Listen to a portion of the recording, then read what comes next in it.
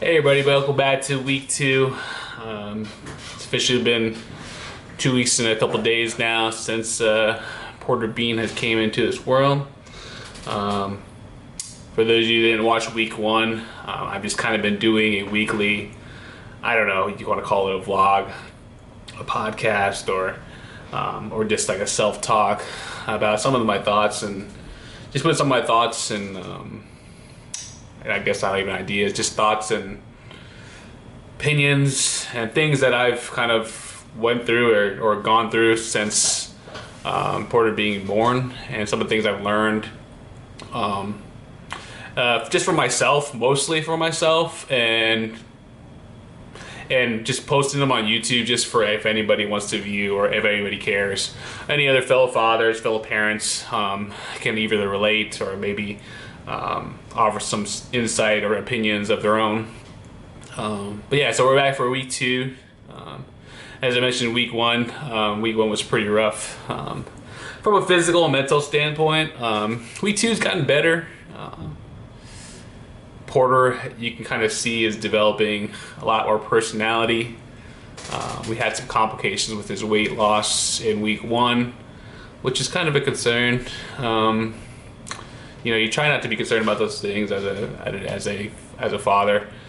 You try to be strong, but it is concerning. I did get worried for a little bit. But now we had our checkup this morning, early this morning, so real early, earlier than I'd like. I've really been lacking sleep today. But yeah, we had to check this up this morning, and he's gained a lot of his weight back. Still not up back to fighting weight. And when I say fighting weight, I mean back to his original weight that he was born at.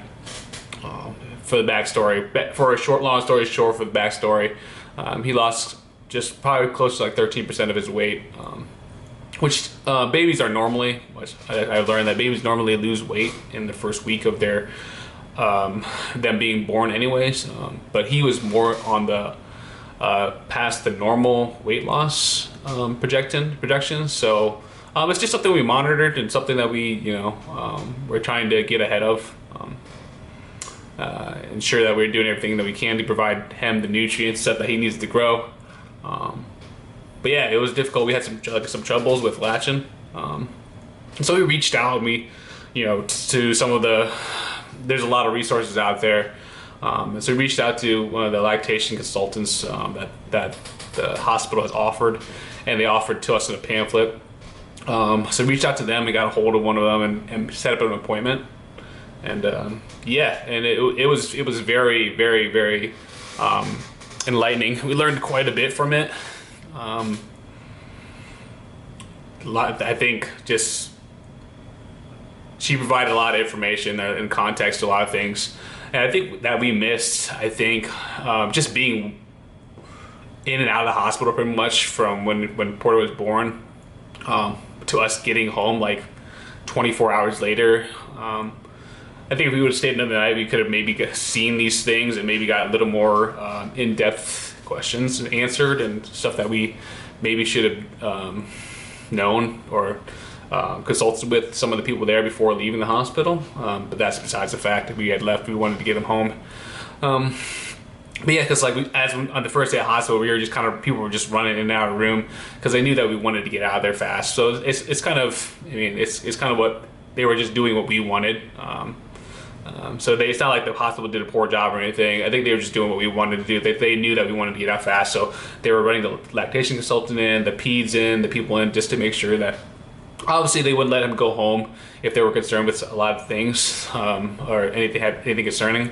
But he checked out perfectly fine when he left. But yeah, then we probably could have spent more time with the lactation consultant there. Maybe provide some tips and tricks, because that has been really our only, well, I would say only, has been really our main challenge, is just getting him to eat from the breast or latch on and gain weight. But it seems that the jaundice, he was a little bit higher in the jaundice bilirubin levels as well. But we got ahead of that. So his jaundice has gone down. He's got his appetite back. He's a lot more energetic in week 2. So yeah, it's been good. He's been eating quite a bit. So that's kind of the backstory to some of the complications we had the past couple of weeks. Mom and dad have been worried, of course, especially mom probably, just because she is kind of the only one that can kind of feed him.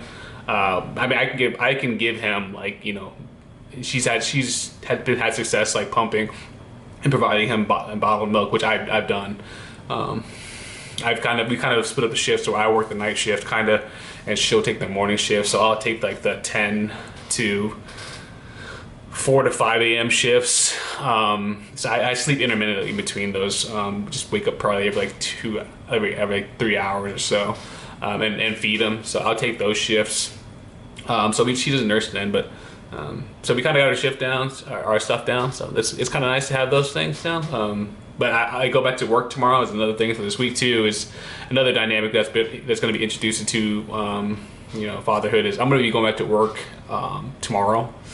So it should be interesting to see kind of how things pan out. I'm sure Sam will be perfectly fine.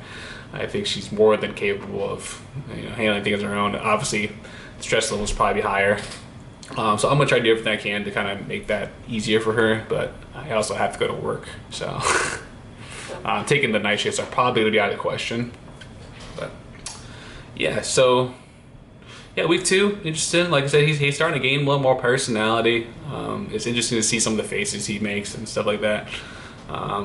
Some of the challenges that we've come upon. We continue to battle these challenges. I think some of the main issues between me and Sam are like a kind of our class, like I mentioned in week 1, our clash of like personalities and like kind of the way we handle things is a lot different. So we've had some clashes, butts heads in there, hit heads here and there. I made the crucial mistake of telling her to relax, and I instantly not regretted, but I instantly wanted to take back the word. I said, once I told her to relax, I was like, oh, that is not the correct term to utilize.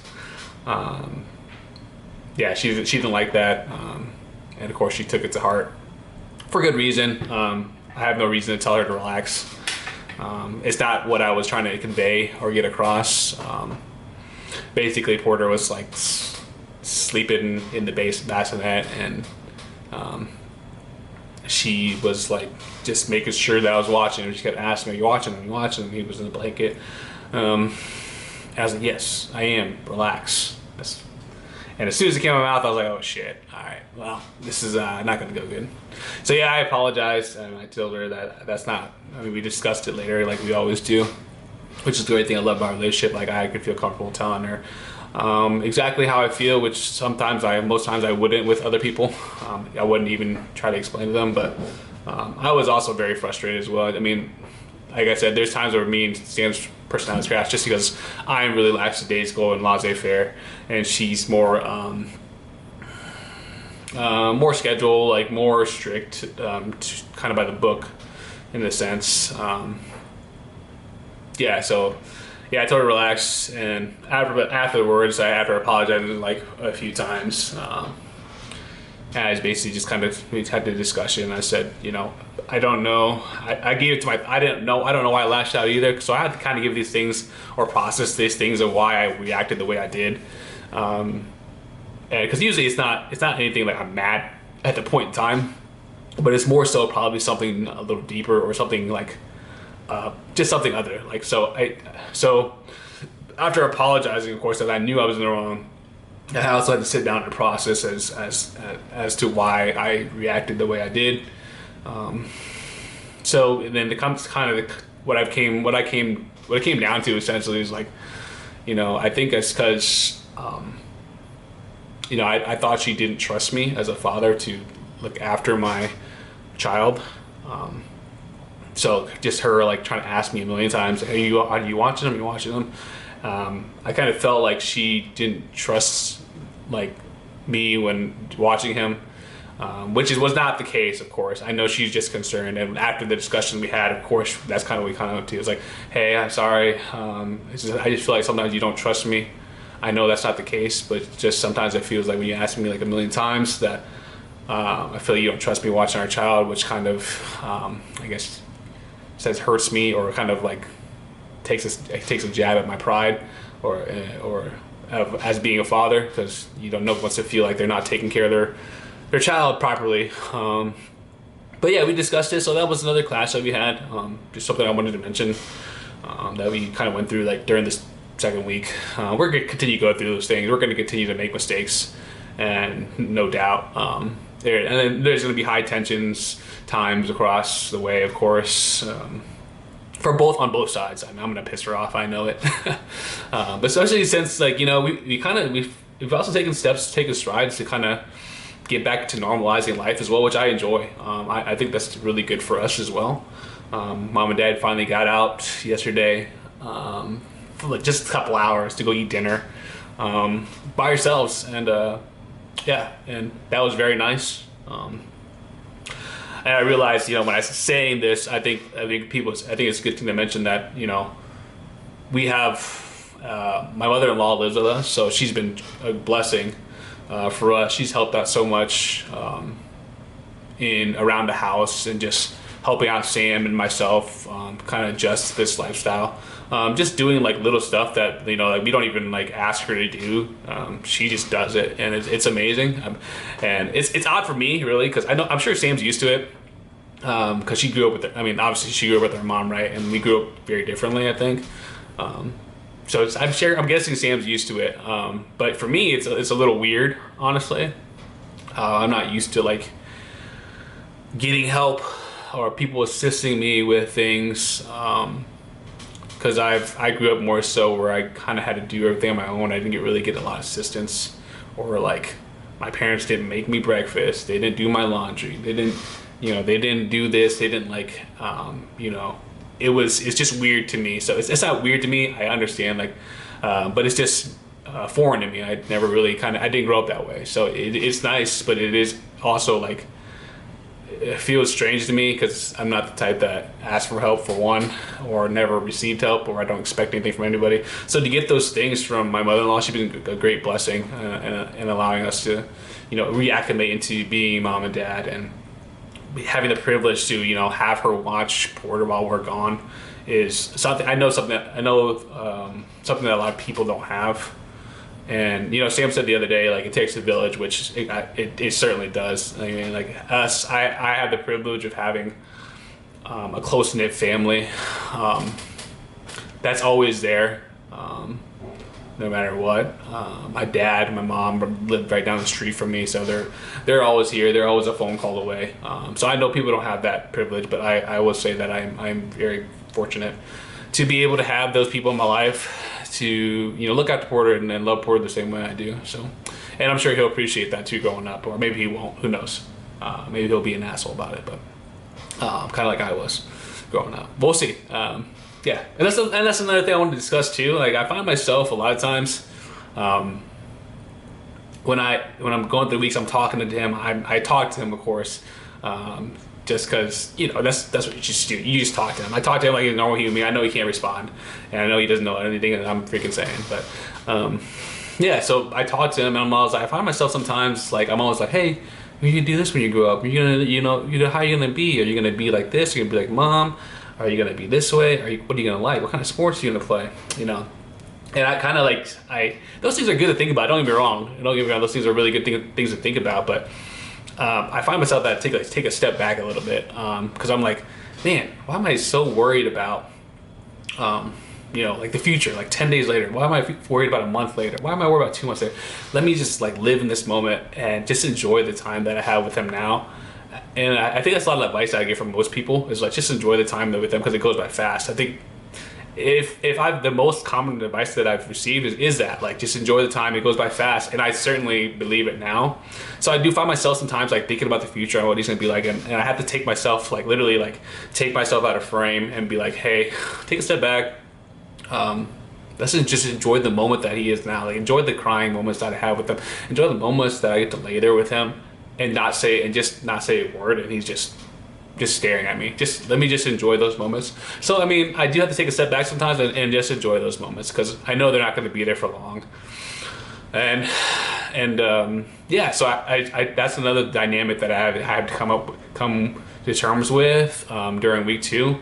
I'm sure I'm experiencing it in week 1. You know, I've always kind of, you know, you're always wondering what your child's gonna be like, but it's weird because, you know, everybody's like I said, people give you advice all the time about, you know, just be, you know, it goes by so fast. They grow up so fast. It's like, and I truly believe it now. So a challenge for me is just to be more present. And it's funny because my buddy, like, one of my friends Snapchat and he asked me for advice, which for one, I don't know why anybody asked me for advice ever. Cause, yeah, I'm not that, I don't consider myself like a smart person or people that know these kind of things. And one, I've been a parent for 2 weeks. But yeah, so, you know, my buddy Snapchat and asked me, he asked me, hey, you know, I see you staying places with Porter. You guys are gonna be such good parents. What is some advice that you could give to me in the future or whatever? I'm sure he didn't phrase it that way, like he was like beckoning for my advice, but he just asked me kind of non-casually about it. So, you know, I messaged him back. I said, you know, I took a step back and I messaged him back. I was like, you know, honestly, for parenting purposes, there's no amount of advice really about like kind of like the logistical stuff of how to do things, because people are going to try to give you logistical advice like all the time, but I say that stuff's more harmful than anything, because you're not going to know. I mean, you're not going to be prepared. If that's one thing that would be kind of like me and Sam have kind of understood now, that we were prepared for like obviously the things, diapers, all the materials, all that stuff. We were prepared for all that stuff, but you know, nothing ever prepares you for parenthood. It's just like you just have to jump in there. It's a learning experience, and that's kind of what I told him. I said, you know, I don't really have any advice to give you. I told him the best advice I can give you is just to be present. It truly is a learning experience. You are going to make mistakes along the way. That's just the nature of the beast. Along those times, make those mistakes, but also, you know, realize that you are raising a person now. You are, you know, this person is going to look up to you. These people are going to look to you for guidance. So when you make those mistakes, be intentional about the way you correct them. So, you know, like it's easier to say, like I was reading this article the other day about dads. Like, you know, it was easier when you're by yourself to make mistakes, because you really only have yourself to be concerned about. But now when you make mistakes, you're affecting other people, or like when you make mistakes of judgment or character, you're affecting other people. So those things are definitely things to take into account when you do these things. So I told him, I mean, I'm just kind of rambling on, but I told him, you know, you're going to make mistakes. You're not going to be perfect. It's a learning experience. And ensure you and your wife or husband, or who, I mean, he is his wife, but just speaking in generalities, the husband, whoever your spouse is, your partner, make sure you're showing yourself grace. You're going to make mistakes. You can be upset about them, whatever.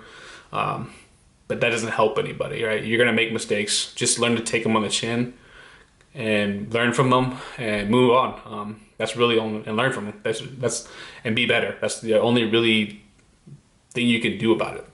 Because I mean, more than ever, I mean, I think, like I said, like, you know, when you make mistakes on your own accord, and you don't have anybody to worry about, those mistakes aren't as heavy, because you're allowed a little more time to like sit on those mistakes and like kind of let them fester, you know, without any repercussion outside of like your own mental health, or like your own, like getting in your own way, right? But if you continue to but you know, more so now that you have a kid, like you make mistakes and you continue to fester on those mistakes, and you continue to, you know, overanalyze and beat yourself up by the mistakes, your child is going to see that. It's going to affect your home life. It's going to affect your wife, your relationship with your wife and your spouse. It's going to affect your relationship with your son or your daughter or whoever, your parents, whoever it may be, right? And believe it or not, you know, babies know. I mean, I like to think babies know, like children know, like when you're upset, they know when you're stressed. You know, especially mom, right? Porter knows when Sam's upset. He's lived with her for 9 months. He dealt with all her hormones. He felt her heart race, her heart drop. Yeah, so he knows. He knows when mom's stressed out. So certainly, those things those affect your child's upbringing. So, and it's in order to provide a comfortable, comfortable space to grow for your child, you have to be happy too, and that's just one of the things. You have to be happy. So, and your child knows that. So, again, basically, moral of the story: you're gonna make mistakes. Ensure you learn from the mistakes and improve. You're gonna continue to make mistakes. Don't let them fester. Those things. Some of the things are just out of your control, but. Yeah, so that's one of the things like that. Another dynamic that we kind of came across, as we two parents, that we'll continue to learn from as well. But yeah, so yeah, that's kind of all week 2 has been great. I go back to work this week, so it'll be interesting to see how that dynamic plays out with me going back to work.